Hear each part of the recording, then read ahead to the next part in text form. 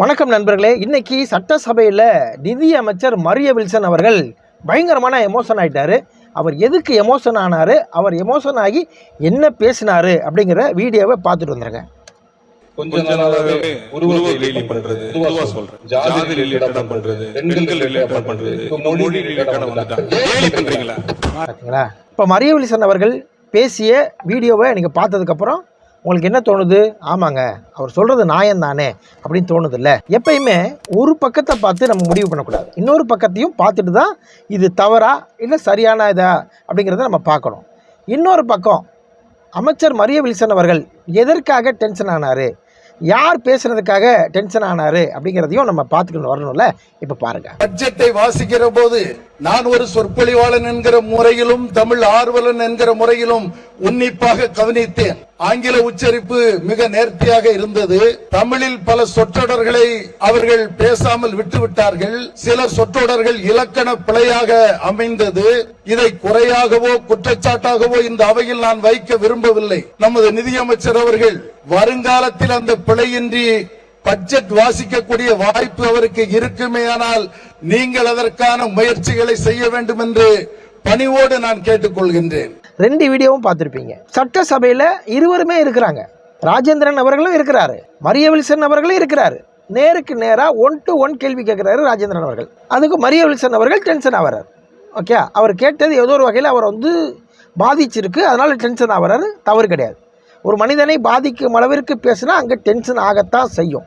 ஆனால் அது எனக்கு நடந்தால் மட்டும்தான் நான் டென்ஷன் ஆவேன், அடுத்தவங்களுக்கு நடந்தால் நான் எந்த வித டென்ஷன் ஆக மாட்டேன், கூலாக இருப்பேன் அப்படின்னு சொன்னால் எல்லாருக்கும் கோபம் வரல. அப்போது இதே சட்டசபையில் அப்படியே ஃப்ளாஷ்பேக் போவோம். அந்த வீடியோவையும் இப்போ பார்த்துட்டு வந்திருக்கேன்.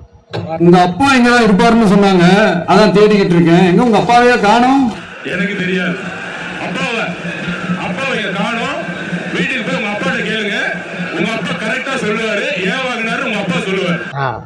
அப்பாவை காணோம் அப்படின்னு முதலமைச்சர் சொல்றாரு, பொதுப்பணித்துறை அமைச்சர் சொல்றாரு, தாவேக்கா எம்எல்ஏக்கள் அனைவரும் அமைச்சர் மரிய வில்சன் உட்பட டேபிளை தட்டி என்ஜாய் பண்றீங்க. ராஜேந்திரன் அவர்களும் சட்டசபையில் இருக்காரு, மரிய வில்சன் அவர்களும் சட்டசபையில் இருக்காரு.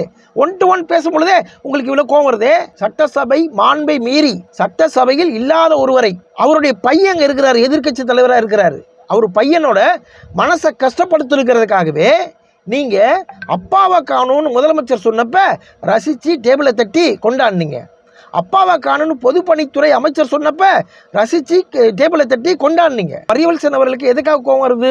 அவரை கோவப்படுத்துவதற்காக ஒருத்தர் பேசிட்டாராம். கோவப்படுத்துவதற்காகத்தான் அப்படி கிண்டல் பண்றாங்கிறத மரிய வில்சன் அவர்கள் ஒத்துக்கிறாரு. எனக்கு பேச தெரியலன்னு கிண்டல் பண்றீங்களா அப்படிங்கிற அர்த்தத்தை எடுத்ததுனால தான் மரிய வில்சன் அவர்கள் இந்த அளவுக்கு டென்ஷன் ஆகிறார். சட்டசபையிலே இல்லாத ஒருத்தரை, அவருடைய பையன் அங்கே இருக்கிறார், அவர் மனது கஷ்டப்பட வேண்டும் என்பதற்காகத்தான் உங்க முதலமைச்சர் பேசினாரா? அவர் மனசு கஷ்டப்பட வேண்டும் என்பதற்காகத்தான் உங்க பொதுப்பணித்துறை அமைச்சர் பேசினாரா? அவர் மனது கஷ்டப்பட வேண்டும் என்பதற்காக தான் நீங்க டேபிளை தட்டினீங்களா? அப்பாவை காணும் கிண்டலாவும் நக்கலாவும் பேசும்போது வராத கோபம், வராத நியாயம் இங்க எப்படி சார் வருது? ஒருத்தர் தன்மையா சொல்லும் போது வர்ற கோபம் அன்னைக்கு நக்கலாவும் கேலியாவும் கிண்டலாவும் பேசினப்ப அவங்க பேசுறது தவறு சரி அப்படிங்கிறது அடுத்த விஷயம். அதை ஆமோதித்த நீங்கள் தவறானவர்கள் தானே. ஒருத்தரை பர்டிகுலரா தோல்வி அடைந்த ஒருத்தரை, சார் ஒரு ஸ்கூல்ல தோல்வி அடைந்த டீச்சர் அந்த பையனை டென்ஷன் ஆக்குறதில்ல சார். இது இல்லைன்னா அடுத்த தேர்வில் பாஸ் ஆகிக்கலான்னு சொல்லி ஆறுதல் சொல்லி அனுப்புவாங்க சார். சக மாணவன் கூட தோலை தட்டி, டேய் நண்பா அடுத்த தேர்வில் எழுதிக்கலாம்டா, கவலைப்படாதான்னு வெற்றி பெற்ற மாணவன் தோல்வி பெற்ற மாணவனை தேற்றி அனுப்புவதுதான் நம்ம பார்த்துருக்கோம். குழந்தை பருவத்தில் இருக்கிற மாணவர்களுக்கே இந்த பக்குவம் இருக்கு. யாரோ ஒருத்தரை வச்சு ஜெயிச்சு உள்ள வந்துட்டீங்கிறதுக்காக இந்த அளவுக்கு முன்னாள் முதல்வரை கேலியும் கிண்டலும் பண்ணும் பொழுது எங்க சார் போச்சு கோபம்? எங்க சார் போச்சு நாகரிகம்?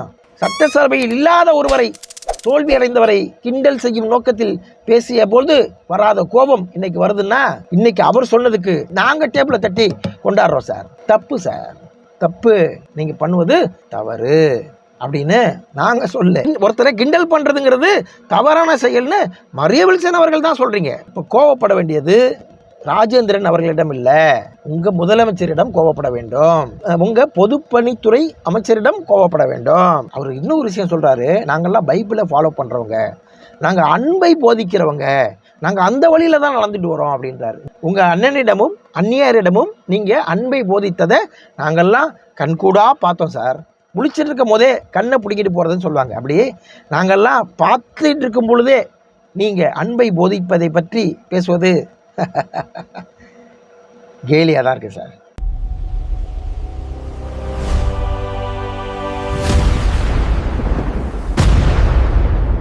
உண்மையின் குரல்.